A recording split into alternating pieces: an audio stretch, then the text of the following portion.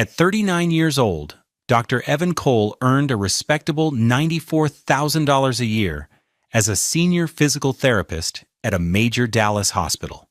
He was a good man, a skilled practitioner, and a loving husband.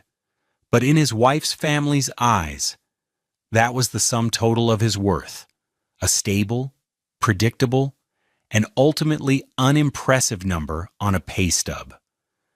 The first time they put that sentiment into words, the humiliation was sharp and public, served up like an unwelcome appetizer on their gleaming $18,000 mahogany dining table. It was a Sunday evening. The air in his in-laws' $3.5 million Highland Park mansion, thick with the scent of roasted lamb and casual condescension. Evan's father-in-law, Robert Maxwell, a man whose personality was as loud as his collection of $5,000 Zegna suits, swirled a glass of $800 Cabernet Sauvignon and fixed Evan with a look that was part pity, part amusement. "So, Evan," he boomed, the sound echoing off the vaulted ceilings. "Marissa tells me you're still thinking about that. What is it, your own little clinic?" Evan, a thoughtful black man with kind eyes and a quiet strength, felt the familiar tightening in his gut. He had just been explaining his dream to his wife, Marissa, the night before, a vision for a specialized sports medicine and post-operative recovery center, a place built on cutting-edge protocols and genuine patient care. He looked at Marissa for support, but she was intently studying her diamond engagement ring, a 3-carat stone her father had proudly paid for. "Yes, sir," Evan said, keeping his voice even. "I've been working on a business plan. I think there's a real need for a facility that focuses on high-level athletic recovery." Robert let out a short, barking laugh. "A business plan? That's cute." He leaned forward, his voice dropping to a conspiratorial whisper that everyone at the table could hear. "Evan, let me give you some free advice. You're a nice guy. You're good at what you do, I'm sure. But business is a different league. It's a shark tank.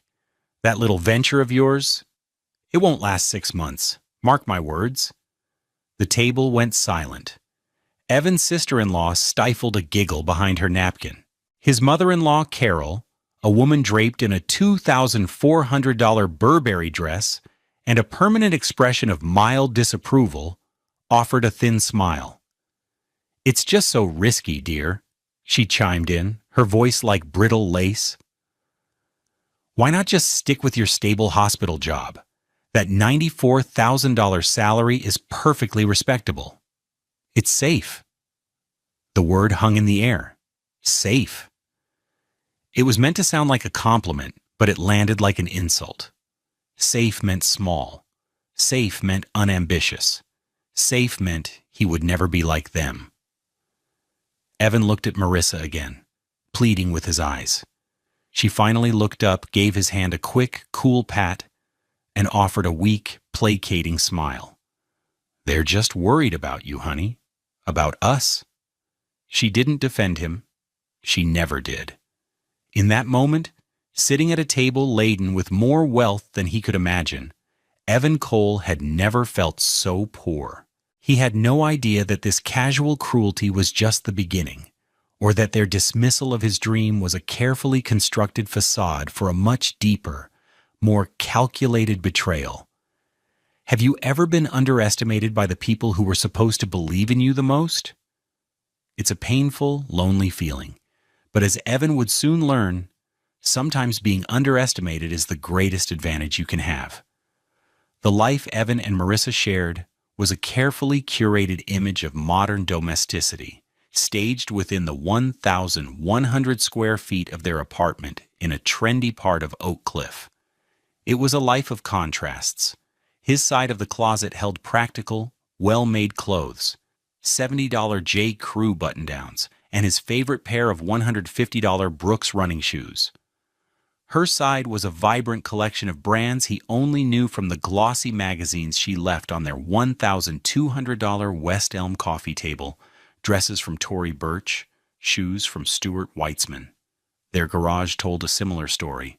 His car was a reliable 2012 Toyota Camry with 187,000 miles on the odometer, a car he maintained himself. Hers was a gleaming white Lexus IS, a $45,000 gift from her parents for her 30th birthday. Evan worked hard to bridge the gap between his reality and her expectations. He was the one who woke up at 5:30 a.m. to pack her lunch, arranging sliced fruit and a turkey wrap in a neat container. He was the one who handled the bills, meticulously tracking their expenses in a spreadsheet, always feeling the pressure of their $2,200 monthly rent and the endless stream of smaller luxuries Marissa considered necessities. "It's just a little something," she'd say, coming home with a $400 leather tote bag. It was on sale. Despite the financial strain, there was a facade of normalcy.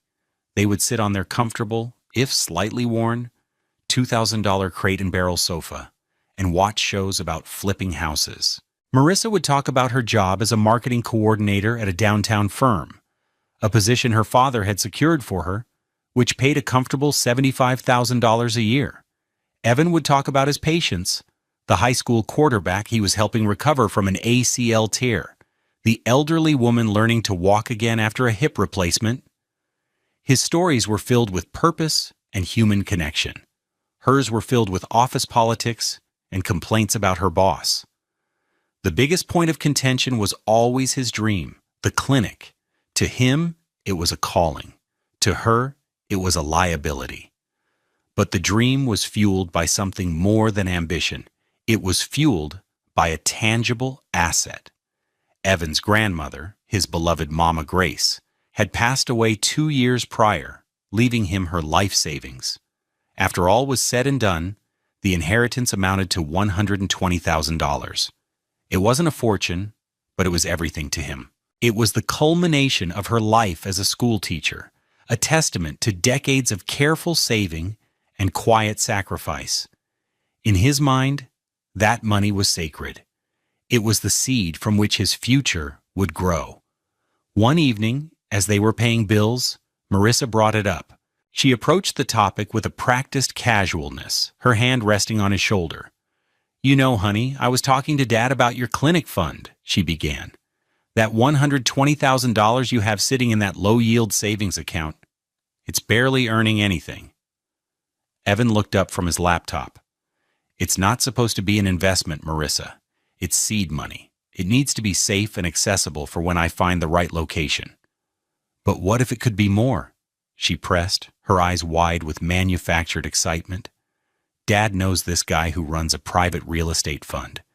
The returns are incredible, Evan, like 20% a year. If you put the money in there for just 1 year, you could have nearly $145,000. Think about it. You'd have so much more for your clinic. It's like a bridge to a bigger dream." He was hesitant. The thought of risking his grandmother's money terrified him. "I don't know, Marissa. Your dad's world. It's not my world. What if something goes wrong?" "Don't be silly," she said with a dismissive little laugh.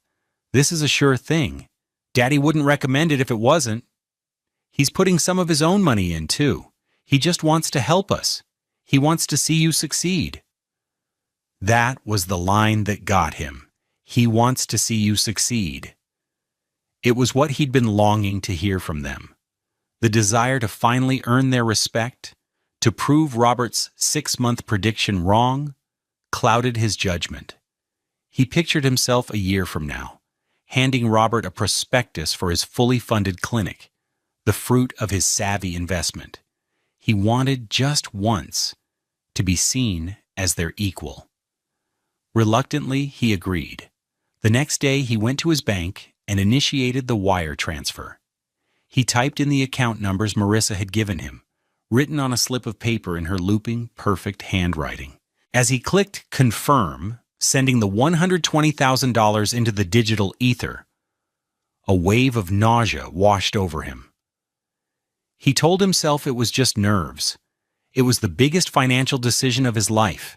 He had no idea that the money wasn't going to a high-yield fund. It wasn't a bridge to his dream. It was a smokescreen for a family secret, and he had just paid the price of admission. The betrayal didn't happen all at once. It was a slow erosion of trust, a series of cuts that deepened over time. Each one was delivered with a smile, wrapped in the language of family and concern, which only made the sting more potent. The first major blow came 6 months after he had transferred his inheritance. The promised quarterly reports from the real estate fund never materialized. When Evan asked Marissa about it, she was evasive. "Oh, Dad says those things take time to process. It's all very high-level finance stuff," she'd say, waving a dismissive hand as she scrolled through her phone. Evan's anxiety grew. He started pressing her, his questions becoming more specific. "I need to see a statement, Marissa. I need to know where my money is." Finally, during a tense dinner at their apartment, she cracked. "Okay, fine," she snapped, throwing her fork down on her $80 plate. "There was a downturn in the market. The fund, it underperformed. The investment was lost." The room went silent. Evan could hear the hum of the refrigerator. Lost? All of it? The entire $120,000? "Yes," she said, refusing to meet his eyes. "It's gone. Dad said it was just one of those things. A write-off." A write-off. His grandmother's life savings, the cornerstone of his future, dismissed as a tax deduction. The next time they saw her parents, Evan confronted Robert directly. He expected some form of apology, or at least a shred of remorse. He got neither. They were standing in Robert's 6-car garage, where he was proudly showing off his latest acquisition, a brand new silver Porsche 911, a car with a sticker price of $180,000. "The fund?" Robert said, polishing the hood with a microfiber cloth. He didn't even look at Evan. "Ah, yes, a shame about that. But that's the risk of the game, Evan. You have to have the stomach for it. Some you win, some you lose. Consider it an expensive lesson in how the real world works." He then patted the Porsche's fender. "Now this baby, this is a sure thing." The casual cruelty of it was breathtaking. An expensive lesson for Evan had somehow funded a new toy for Robert. The math didn't add up, but the message was crystal clear. His loss was insignificant. It didn't matter. He didn't matter. The loss of his seed money was devastating, but the belittling was worse. It became a constant, grinding presence in his life. Now that his dream was financially out of reach, they felt vindicated. Evan, determined not to give up, started working extra shifts at the hospital, taking on weekend hours. He'd come home, his body aching, and spread out revised, more modest business plans on the dining table. Marissa would walk by and sigh dramatically. "Are we still on this clinic thing, Evan? Honestly? Maybe Dad was right. It's just not in the cards for you. Can't you just be happy with what you have?" "What you have" was a phrase that always meant what we have, because of my family's generosity. Her words implied his ambition was a form of ingratitude. At another family dinner, Carol was talking about a friend's son. "He just finished his residency," she announced proudly. "He's a surgeon at UT Southwestern, making a real impact, and a fortune, I'm sure. Now that's a real doctor." She glanced at Evan as she said it, a quick, sharp look that was impossible to misinterpret. A physical therapist, in her view, was a glorified masseuse. The final, most isolating act of betrayal came that spring. Marissa's family had been planning a trip to Italy for months. It was an extravagant affair. A 2-week tour of Tuscany and the Amalfi Coast, with stays in 5-star hotels and private guided tours. The total cost, as Robert boasted, was north of $50,000. Evan was never once included in the planning. When he finally asked Marissa if he should request the time off work, she looked at him with genuine surprise. "Oh, honey, no. This is just a family thing," she said, as if it were the most obvious thing in the world. "You know, me, Mom, Dad, And my brother, it's our time." She then added, with a sickeningly sweet tone, "Besides, you need to work and save up, right? For that clinic." She used his dream as the reason for his exclusion. While they were gone, his world shrank to the size of their quiet apartment. He'd work a 10-hour shift, come home to an empty space, and eat a microwave dinner. One night, scrolling through social media, he saw the pictures. There was Marissa, beaming in a $3,000 Gucci dress in front of the Coliseum. There was Robert, looking smug in a $2,500 Zegna suit, raising a glass of wine at a vineyard in Tuscany. There they were, a happy, wealthy family, a perfect picture of success, living a life funded, in part, by his stolen inheritance. He closed his phone, the screen going dark. The silence of the apartment was deafening. He wasn't just on the outside looking in. He was actively and intentionally being kept out.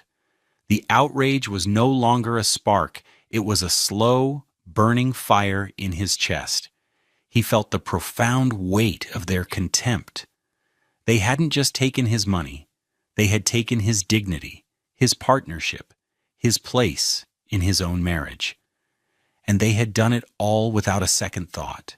What he didn't know was that the proof of their conspiracy, the verbatim record of their disdain, was just a few feet away, silently waiting on his wife's nightstand.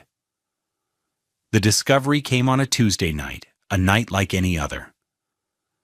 The clock on the cable box glowed with red numbers, 11:18 p.m.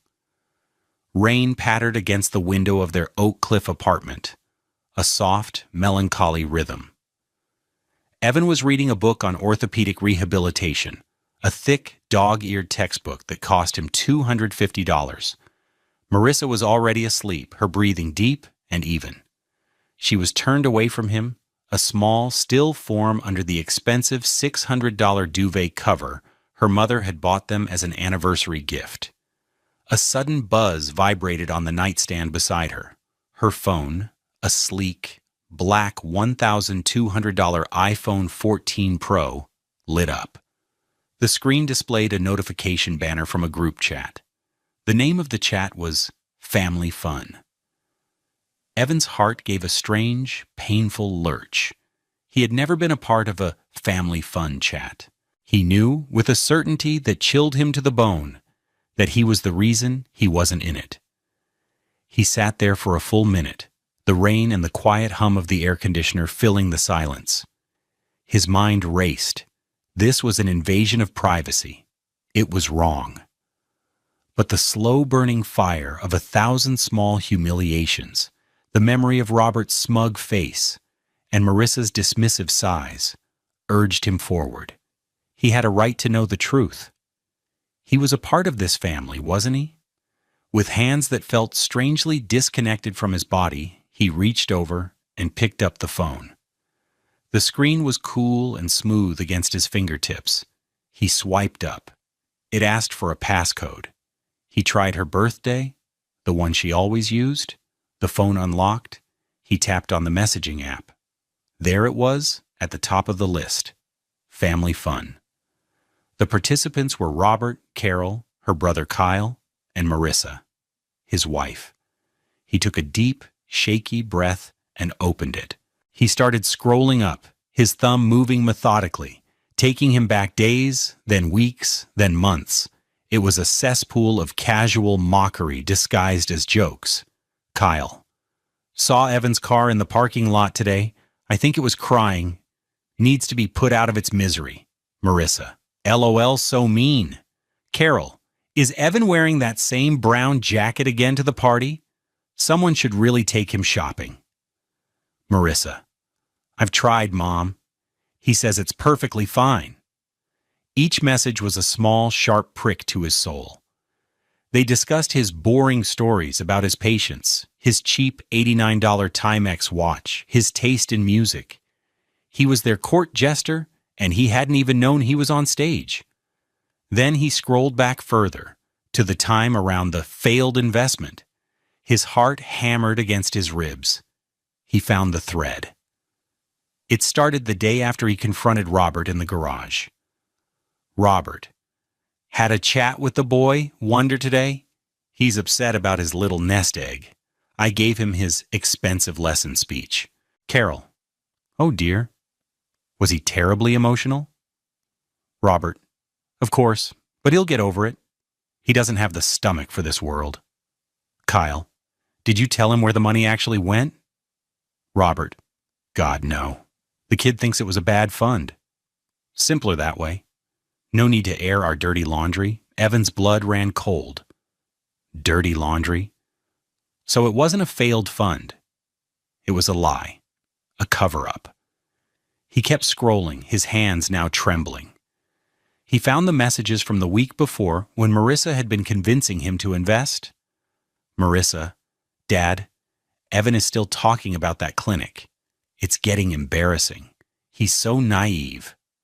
Robert: "Let him dream. It keeps him busy. He's not real competition. He'll never be on our level, Marissa.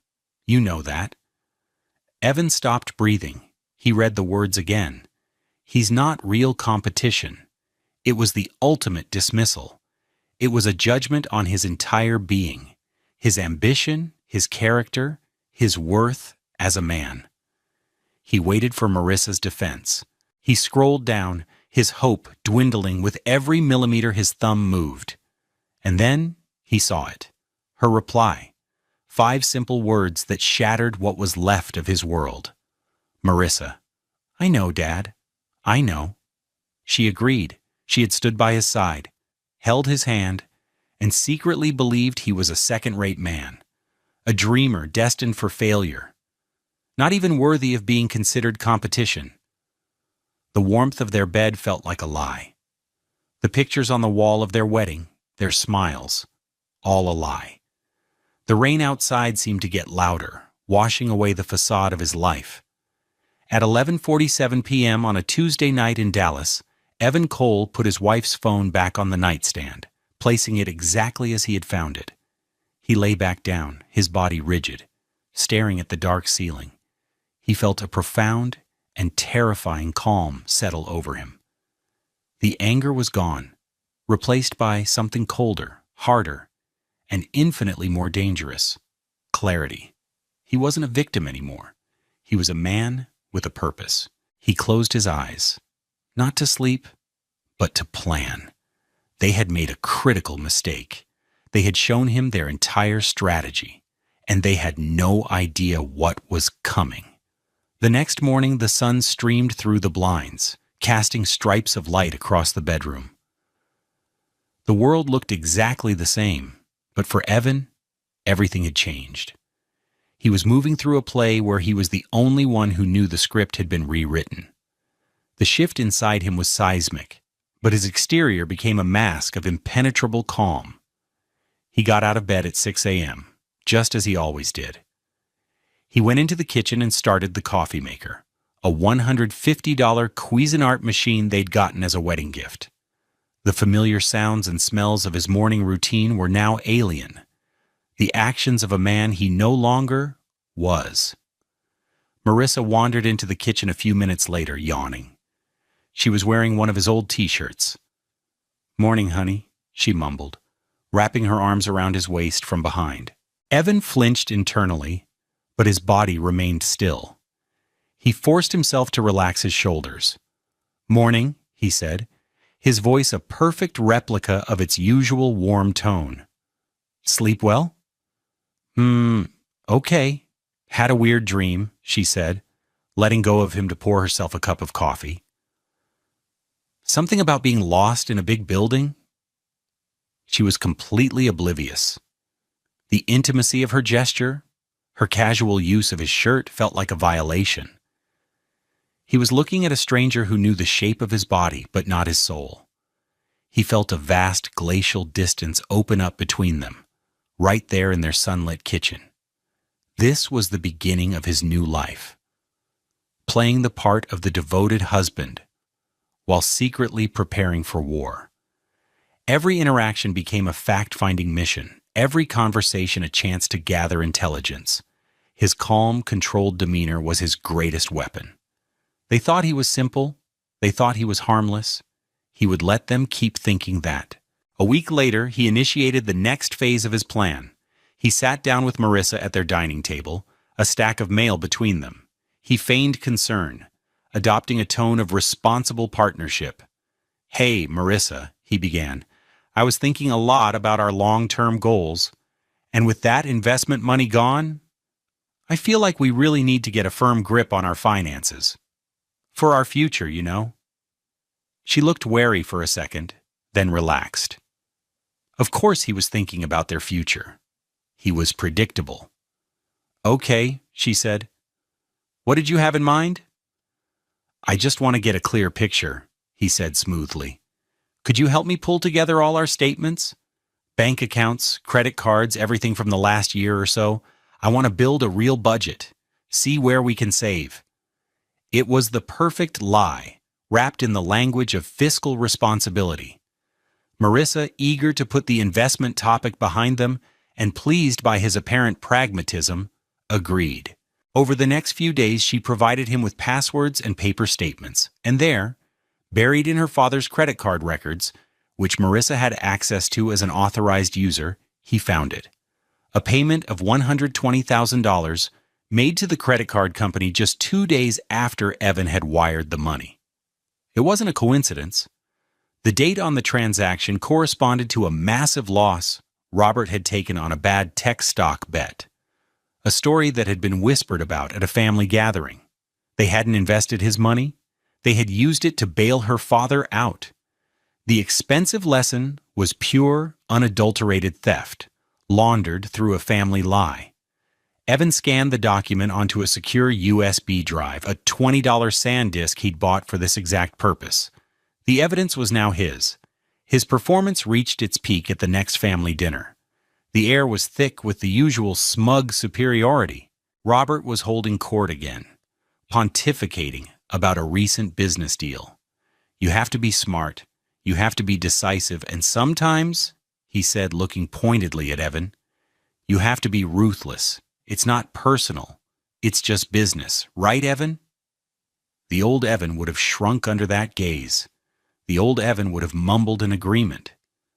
The new Evan met his eyes across the table. A slow, knowing smile touched his lips. "You're absolutely right, Robert," he said, his voice clear and steady. "You have to be ruthless." Robert beamed, thinking he had finally gotten through to the boy. Marissa looked relieved that Evan was finally playing the game. They had no idea that the words were not an agreement, but a promise.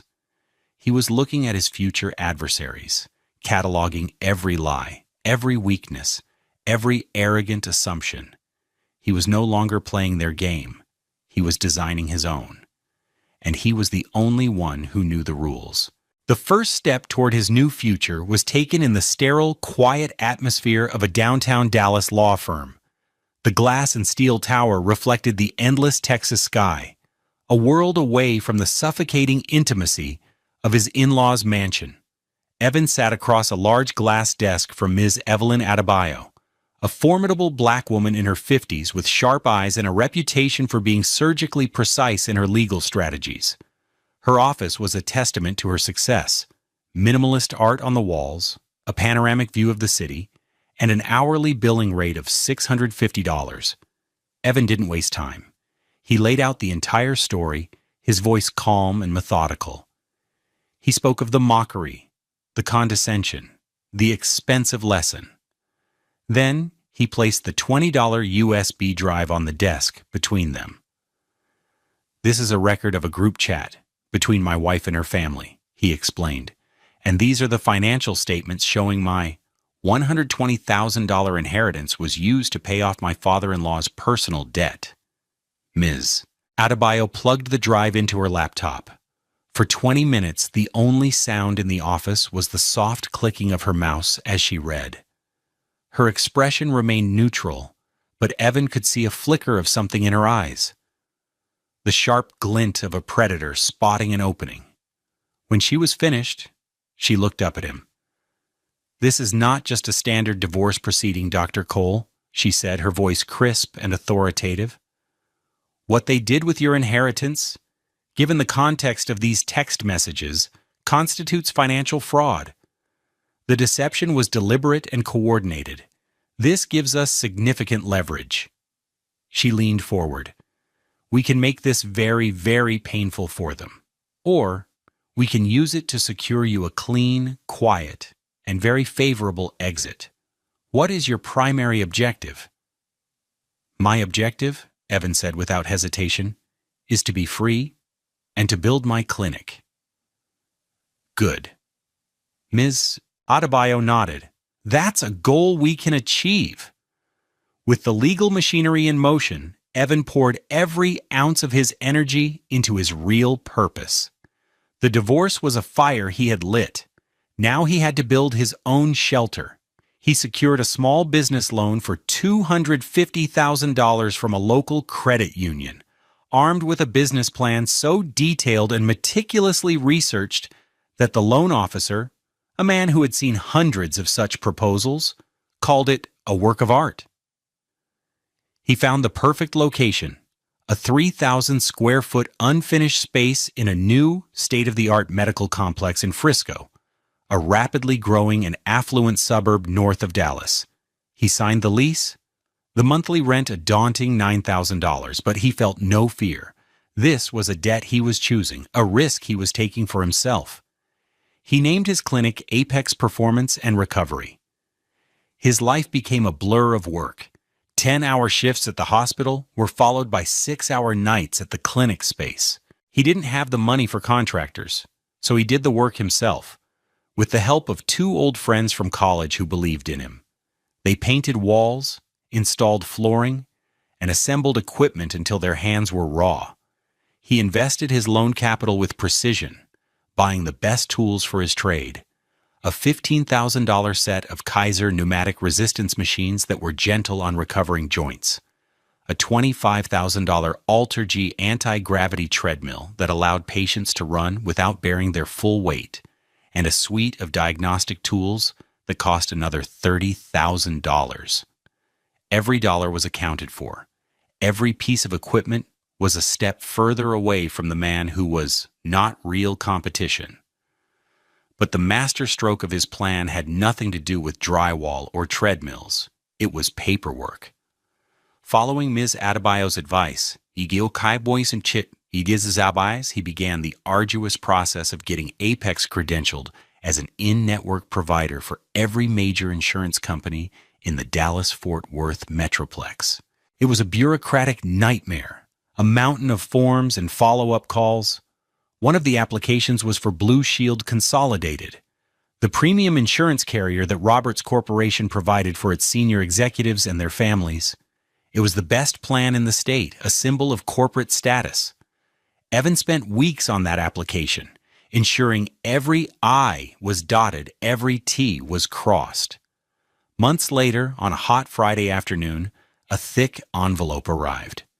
It was from Blue Shield Consolidated. Evan's hands trembled slightly as he tore it open. Inside was a letter. "Dear Dr. Cole," it began, "we are pleased to inform you that Apex Performance and Recovery has been approved and credentialed as a Tier 1 in-network specialty provider." He read the words over and over. Tier 1, the highest level of approval. He sank into a cheap plastic chair in the middle of his half-finished clinic. The letter clutched in his hand. Dust motes danced in the shafts of late afternoon sun. This piece of paper, this bureaucratic victory, was the most important tool he had acquired. It was the key. It was the leverage. It was the foundation of the new reality he was building. He had no idea how profoundly, or how soon, that piece of paper would change everything. 18 months after Evan walked out of his old life, the world looked very different. The divorce had been finalized. Armed with the irrefutable evidence of financial fraud, Ms. Adebayo had negotiated a swift and brutal settlement. Marissa was forced to sign a promissory note, acknowledging the $120,000 as a personal debt to Evan, with a court-ordered repayment plan of $1,000 a month for 10 years. She was left with her Lexus, her designer clothes, and a future unwritten by her father's money. Evan, in turn, walked away clean, his future earnings entirely his own. Apex Performance and Recovery was no longer a dream on a business plan. It was a reality of gleaming floors, state-of-the-art equipment, and a steadily growing roster of patients. It had successfully passed the 6-month mark Robert had so arrogantly predicted for its failure, and then the 1-year mark. Evan was building a reputation among Dallas orthopedic surgeons as a meticulous and innovative therapist. He wasn't rich yet, but he was solvent. He was respected. He was free. The strike, when it came, was not an act of aggression on Evan's part. It was a simple, inevitable collision of their world with his. The catalyst was Robert's defining passion: golf.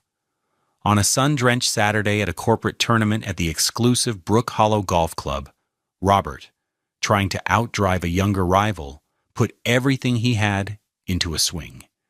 He felt a sickening tear in his right shoulder, a searing pain that dropped him to his knees. The MRI confirmed his worst fears: a massive, full-thickness rotator cuff rupture. His surgeon, the renowned Dr. Albright, was blunt. "This is a severe injury, Robert. The surgery is complex, but the recovery is everything. You'll need immediate, intensive physical therapy 3 times a week for at least 4 months, maybe longer. Any significant delay in starting aggressive therapy could lead to permanent strength loss and restricted motion." Robert, his arm immobilized in a high-tech $300 Breg sling, nodded grimly. "Book me with the best." "I already have," Dr. Albright said, scribbling on a prescription pad. "There's only one facility I recommend for this kind of complex post-op recovery. They have the specific equipment and the evidence-based protocols we need. It's a place up in Frisco, called Apex Performance and Recovery." The name hit Robert like a physical blow. It couldn't be. The world couldn't be that small, that cruel. He stared at the referral slip in his hand. Apex Performance and Recovery. Director, Dr. Evan Cole. Still in a state of disbelief, Robert had his executive assistant, a young, efficient woman named Brenda, make the call. Brenda dialed Apex, her voice crisp and professional. "Hi, I'm calling from Robert Maxwell's office. I need to book an urgent new patient intake. He's just had major shoulder surgery with Dr. Albright." The receptionist at Apex, a warm but firm woman named Maria, consulted her screen. "Of course, I have Dr. Albright's referral right here. Let me check the schedule." A pause. The sound of typing. "I'm very sorry, but our next new patient intake appointment with Dr. Cole is in 6 weeks. He personally handles all initial consultations for complex post-operative cases like this one." Brenda was taken aback. 6 weeks? That's not possible. The surgeon said it was urgent. Mr. Maxwell needs to start therapy immediately. "I understand the urgency," Maria replied politely, her tone unshakable. "However, that is the current schedule. Dr. Cole is fully booked. All patients are seen in the order their referrals are received. It's our policy." Robert, listening on speakerphone from his leather office chair, snatched the phone. "This is Robert Maxwell," he barked, his voice tight with pain and fury. "I know Evan Cole. Put me through to him. Now." Maria's voice didn't waver. "I'm sorry, Mr. Maxwell, but Dr. Cole is with a patient. He reviews all intake requests and messages at the end of his day. We will certainly let you know if an earlier appointment slot becomes available." The line went dead. The dam of Robert's composure broke. He began leaving a series of voicemails on Evan's personal cell phone, a number he still had from his marriage to Marissa. The messages were a case study in collapsing arrogance. The first, at 2:15 p.m., was pure rage. "Evan, it's Robert. I know what you're doing. This is a pathetic, Petty little game. You will call me back immediately, and you will book my appointment. Do you understand me? The second, at 4:48 p.m., was laced with manipulative justification. Look, Evan, there's obviously been a lot of bad blood, a misunderstanding, but this is my health we're talking about. My career, you're a professional, a doctor, you took an oath. The third, at 9:03 p.m., was desperate pleading. Evan, please, I'm in a lot of pain. Dr. Albright said any delay could cause permanent damage. I could lose the use of my arm. I need your help. Just tell me what I need to do. He even had Marissa call. She was crying, her voice thick with manufactured outrage. Evan, how could you, after everything? This is my father. He's in pain because of you. Evan listened to each message, his face a mask of calm. He didn't reply. He simply continued his work. After a week of agonizing pain and radio silence, Robert was out of options. His surgeon was adamant, and his insurance company was inflexible. Blue Shield Consolidated had confirmed it. Apex was the only Tier 1 provider for his needs. Going out of network would cost him over $50,000 out of pocket, with no guarantee of quality. Defeated, he drove his $120,000 Mercedes S-Class to Frisco. He walked into the waiting room of Apex Performance and Recovery without an appointment, a monument of wounded pride in a bespoke suit, his arm cradled in its sling. The waiting room was clean, bright, and unpretentious. It was decorated with anatomical charts and a single, large-framed photo on the wall, a younger Evan beaming, with his arm around a proud, smiling, elderly woman, his Mama Grace. Robert sat down, the irony lost on him. He sat there for 2 excruciating hours, watching as Evan's patients came and went, a high school basketball player with a knee brace, a middle-aged woman on crutches. Evan greeted each one with a warm smile and a gentle hand on their shoulder. Finally, at 6:47 p.m., Evan emerged from a treatment room. He was wearing simple navy blue scrubs that made him look capable and authoritative. His deep brown skin was luminous under the clinic's clean, modern track lighting. He saw Robert sitting there and didn't register a flicker of surprise. He simply walked over, his expression one of professional patience. "Robert," he said, his voice quiet, devoid of any emotion, "you don't have an appointment." Robert struggled to his feet, wincing as a jolt of pain shot through his shoulder. "Evan, this is insane. I need therapy. My surgeon sent the referral a week ago." "I know," Evan said calmly. "Your referral was received and placed in the queue. You're on the wait list, just like everyone else." "I can't wait 6 weeks. I'll have permanent damage." Robert's voice was ragged with desperation. Evan looked at him. It was a long, quiet, penetrating look. He didn't raise his voice.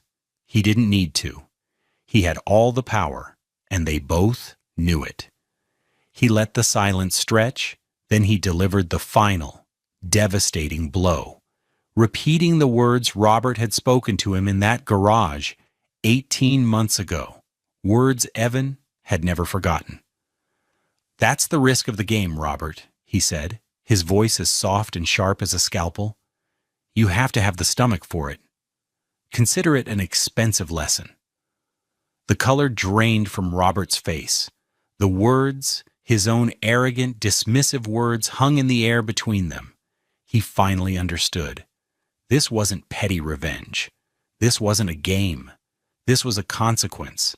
This was an outcome he had authored himself, delivered with chilling institutional precision by the man he had dismissed as no competition at all. The consequences cascaded through the Maxwell family like a fissure in a dam, slow at first, then devastatingly complete. The downfall wasn't loud or dramatic. It was a quiet, grinding erosion of the pillars upon which they had built their lives: money, health, and reputation. For Robert, the humiliation was protracted and public. After 3 more weeks of agonizing pain and frantic calls to his surgeon, a cancellation miraculously opened up in Evan's schedule. His therapy began, but the damage from the delay was done. Dr. Albright confirmed that the prolonged inflammation and subsequent muscle atrophy had added at least 2 months to his already lengthy recovery timeline. Worse, he would likely never regain the final 10 to 15% of his shoulder's range of motion. His golfing days, the centerpiece of his social and business life, were over. The total cost of his extended therapy, even after his premium insurance, ran to over $28,000 in out-of-pocket co-pays and specialized treatments. 3 times a week, for 6 agonizing months, Robert Maxwell had to drive his Mercedes to Frisco, walk into the clinic owned by the man he had swindled and mocked, and submit to his authority. He had to say please and thank you, as Evan, ever the professional, guided him through painful stretches. Each session was a fresh serving of humble pie, a reminder that the power he worshipped, money, was useless here. The only thing that mattered was skill, and the skill belonged to Evan. For Marissa, the consequences were financial and social. The court-ordered $1,000 monthly payment to Evan was a constant, humiliating reminder of her betrayal. Her $75,000 marketing job, which had once seemed like a respectable salary, was not nearly enough to sustain the lifestyle she felt she was owed. She had to give up her apartment in the trendy part of town and move into a smaller, cheaper unit in a less desirable neighborhood. She had to sell the $45,000 Lexus her parents had bought her to cover her mounting credit card debt, replacing it with a used Honda Civic. She tried to maintain her place in Dallas's affluent social scene, but found herself on the outside. She was a divorced woman with no independent wealth and a significant debt to her ex-husband. The story of her family's downfall, whispered at charity luncheons and over cocktails at the Dallas Country Club, made her toxic. She was a pariah in the very world she had sacrificed her husband to belong to. For Carol, the punishment was watching her husband's decline. She saw the proud, bombastic man she married reduced to a pained, humbled patient, dependent on the mercy of a man she had dismissed as having a little job. She had to endure the sympathetic, pitying looks from her friends. Her social standing, which was entirely dependent on her husband's, began to crumble. The whispers in their Highland Park circle were brutal. The Maxwells, once seen as ruthless and successful, were now seen as arrogant and foolish. They had picked a fight with the wrong man and lost in the most public way imaginable. The family's entire identity was built on a myth of superiority. They believed their wealth made them untouchable. Evan, with his quiet competence and strategic patience, had shattered that myth. He hadn't fought them on their terms, with lawyers and angry confrontations. He had simply built something better, something essential, and waited for them to need it. Their downfall wasn't his revenge. It was the logical outcome of their own choices. They had built a house of cards on a foundation of arrogance, and Evan had become the gentle, inevitable breeze that brought it all down. He didn't destroy them. He simply held up a mirror, and they collapsed under the weight of their own reflection. 2 years passed. The Texas seasons turned, bringing blistering summers and mild winters. The memory of the Maxwells faded from Evan's daily life, becoming a closed chapter in a book he no longer read. His world was now defined by growth, purpose, and a quiet, hard-won peace. Apex Performance and Recovery was a resounding success. The Frisco Clinic had become the gold standard for post-operative care in North Dallas. Evan had leveraged that reputation to expand, opening 2 new locations, one in the corporate hub of Plano, another in the wealthy enclave of South Lake. He was no longer a solo practitioner working himself to the bone. He was the CEO of a thriving enterprise with a staff of 12 highly skilled physical therapists, a full administrative team, and a waiting list at all 3 locations. His referral network included the top orthopedic surgeons in the state. His personal net worth, built on the foundations of skill and integrity, was now well over $2 million. He had become the very thing Robert Maxwell had claimed to be, a self-made success. His personal life had blossomed in tandem with his professional one. He had sold the Oak Cliff apartment, a place heavy with the ghosts of his former life, and bought a beautiful, modern home in a quiet, tree-lined neighborhood near White Rock Lake. It wasn't a sprawling mansion like Robert's, designed to intimidate and impress. It was a home filled with light, warm woods, and comfortable spaces, designed for living. He had met Alani, an architect with a brilliant mind and a laugh that made his heart feel light. They had connected at a community garden project where they both volunteered on Saturday mornings, their hands in the soil. She was a kind, creative soul who saw him for exactly who he was. Her love was not a transaction. It was a partnership. One evening, she gave him a small, framed sketch. It wasn't of his face, but of his hands. The strong, capable hands that had built a business and healed hundreds of patients. "These are the source of it all," she had said softly. In her eyes, his work wasn't a little job. It was his gift to the world. One afternoon, sorting through the mail at his clinic, he found a personal letter addressed to him. The handwriting on the envelope was shaky and unfamiliar. He opened it. It was from Robert Maxwell. The letter was short, just a few paragraphs written on heavy, expensive stationery. The words were awkward, stilted, the apology of a man for whom apologies were a foreign language. "Evan," it began, "I don't expect you to read this, but I feel I must write it. I am sorry. For my arrogance, for my words, and for the money. There is no excuse for how I treated you. You were a better man than I could see." Tucked inside the letter was a cashier's check for $1,000. A small note was clipped to it. Final payment. Marissa, it seemed, had finally cleared her debt. Evan read the letter once, then a second time. He felt no anger, no triumph, just a quiet sense of finality. He had forgiven Robert and Marissa long ago, not for their sake, but for his own. Holding on to that bitterness would have been like drinking poison and expecting them to die. He had chosen to live and to thrive. He put the letter and the check aside. They belonged to a different man, in a different life. Later that evening, he was in the backyard with Alani, planning where to plant a new bed of roses. The sun was setting, painting the Dallas sky in hues of orange and purple. The air was warm, filled with the scent of jasmine and the promise of a peaceful night. He looked at the home he had built, the woman he loved, the life he had created from the ashes of betrayal. He realized then what true wealth was. It wasn't a number in a bank account or the price tag on a car. It wasn't about being in competition with anyone or proving your worth to those who refuse to see it. True wealth was building something of value with your own two hands and your own heart. It was the quiet authority that came from mastering a skill, from serving others, from acting with integrity when no one was watching. It was creating a life so full of your own purpose that you no longer needed the approval of those who never valued you in the first place. His success wasn't his revenge, it was his resolution. And that is a truth more valuable than any inheritance, and a lesson more powerful than any insult.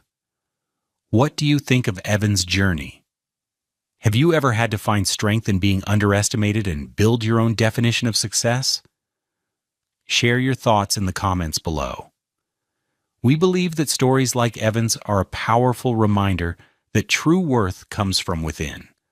For more inspiring stories of resilience, justice, and justice that change James and finding love beyond pride, make sure to subscribe to our channel.